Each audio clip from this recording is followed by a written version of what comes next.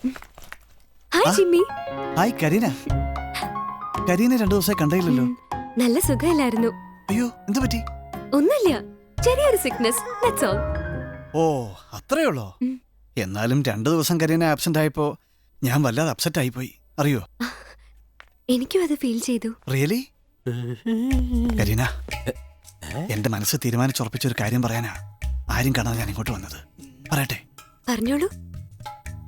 കരീനക്കറിയോ, ഞാനും എന്റെ വൈഫുമായിട്ട് നല്ല ടേംസിലല്ല. അയ്യോ, അതെന്ത് പറ്റി? ഓ, അതൊക്കെ പറയാതിരിക്കുന്നതാ നല്ലത്.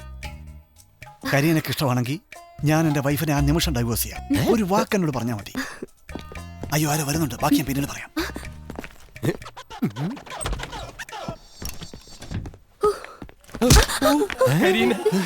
കരീന, ഒരു കാര്യം ഞാൻ ചോദിച്ചാൽ ഫ്രാങ്ക് ആയിട്ടുള്ള ഒപ്പീനിയൻ എനിക്ക് കിട്ടണം. കിട്ടുമോ കരീന? എന്താ ഉണ്ണി? വേറൊന്നുമല്ല, ഈ ചിന്ന വീടിനെ കുറിച്ച് കരീനയുടെ അഭിപ്രായം എന്താ? ചിന്ന വീടോ?